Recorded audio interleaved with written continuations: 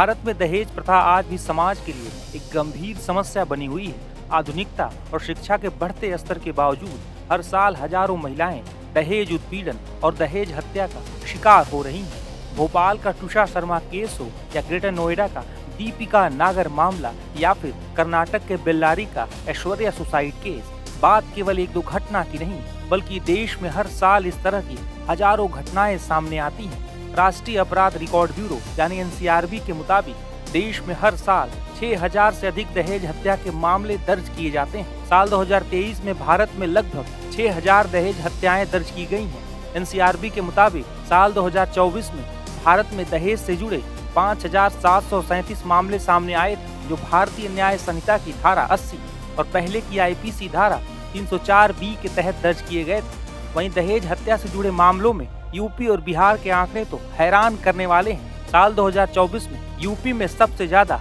2038 दहेज मौतें दर्ज हुई हैं, जबकि बिहार में 1078 मामले सामने आए थे। दिल्ली जैसे बड़े शहरों में भी दहेज से मौत के मामले लगातार सामने आते रहे हैं। देश के कई अन्य राज्यों से भी दहेज हत्या से जुड़े मामले सामने आते रहे हैं, जो इस समाज के लिए कलंक हैं। आज जब इस देश की बेटियां फाइटर जेट उड़ा रही हैं, सेना में अफसर बन रही हैं, राजनीति, खेल, टेक्नोलॉजी सहित हर क्षेत्र में भारत की बेटियां नित नए मुकाम हासिल कर रही हैं। कभी जिन क्षेत्रों को केवल पुरुषों का क्षेत्र माना जाता था, ऐसे कई क्षेत्रों में महिलाएं अगुवाई कर रही हैं। भारत की बेटियां केवल देश में ही नहीं बल्कि दुनिया भर के मंचों पर अपनी प्रतिभा का लोहा मनवा रही हैं। हालांकि इन सब के बीच दहेज हत्या और दहेज प्रताड़ना जैसे मामले भी सामने आ रहे हैं, जो इस समाज के सामने बड़ी चुनौती है।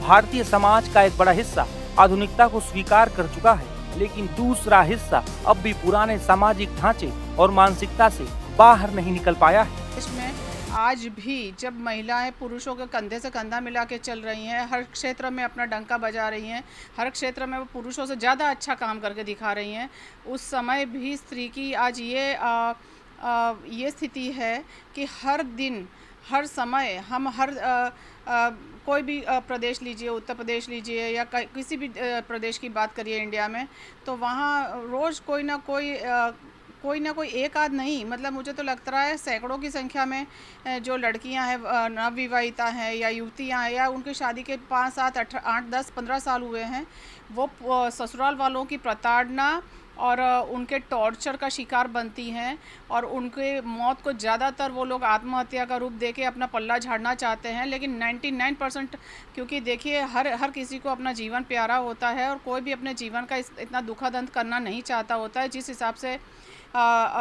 देखा जाता है कि जला के मार दिया जाता है, मतलब जल के मर गई, तो मेरा सबसे बड़ा सवाल है कि आज तक कोई सास या नंद किचन में क्यों जल के नहीं मरी, बहू ही हमेशा क्यों जल के मरी हैं, और या ऊपर से छत से गिर गई या तीसरी मंजिल से 5वीं मंजिल से गिर गई।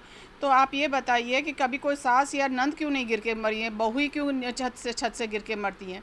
तो उनकी क्या मानसिक स्थिति रहती होगी, उनके साथ क्या टॉर्चर किया जाता होगा, वो कितना बर्दाश्त करती होंगी, उनकी सहनशीलता की क्या हद आती होगी और वो शारीरिक हिंसा का कितना शिकार बनती होगी, वो ये लड़कियां ही बता सकती हैं, वो जो इस दुनिया से चली गईं।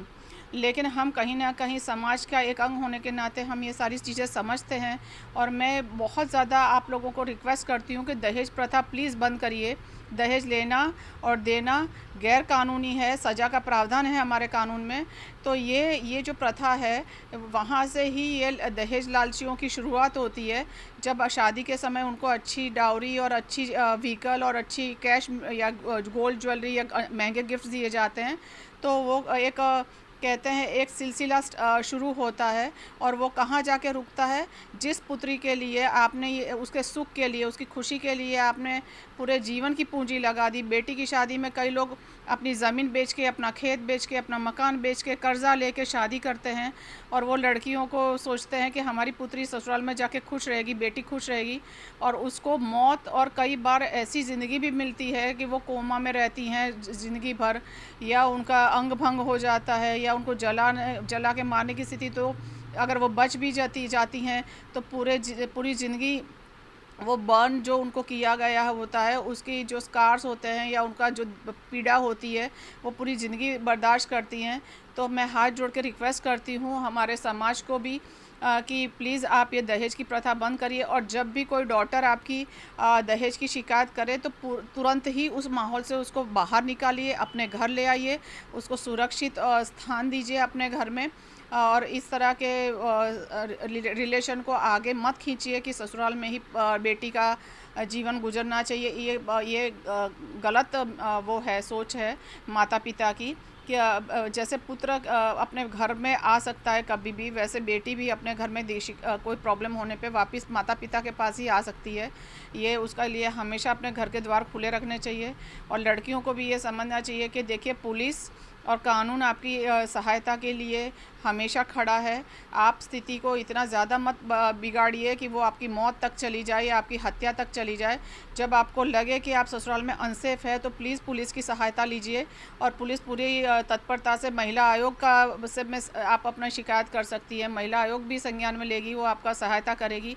तो इस ऐसे रिश्ते में मत रहिए और ऐसे रिश्ते से तुरंत निकल जाइए। और सबसे बड़ी बात है, कानून हमारा जब तक सख्त नहीं होगा, ऐसे दहेज के लालची लोगों को जब तक फांसी की सज़ा नहीं सुनाएगा, तब तक इस तरह की घटनाओं की पुनरावृत्ति होती रहेगी। और हमारी जो बेटियां हैं, कोमल कलियां, जैसी जो हमारे देश में नवरात्र में कन्याओं का पूजन होता है, और हमारे देश की कन्या मतलब हमारा जो हिंदू धर्म है, सनातन धर्म है, वो हमेशा कन्या का, स्त्री का, नारी की पूजा करता है। उसी नारी के साथ इतना अत्याचार आज के ज़माने में 21वीं सदी में भी हो रहा है, वो बहुत ही शर्मनाक है।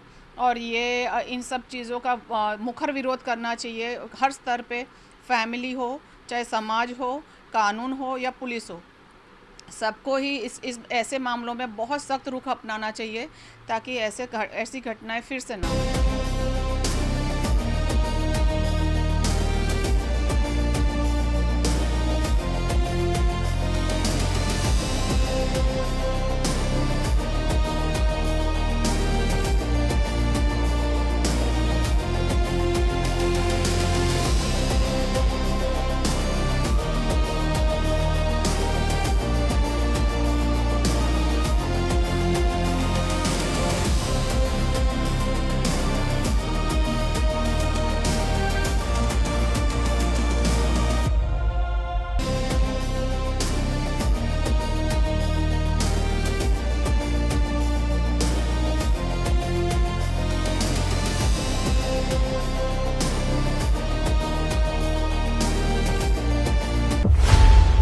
खबरों की रणभूमि में यहां शोर नहीं, सोच लड़ती है। जहां शब्द नहीं, फैक्ट्स वार करते हैं, और हर सवाल खोलता है सच की नई परत।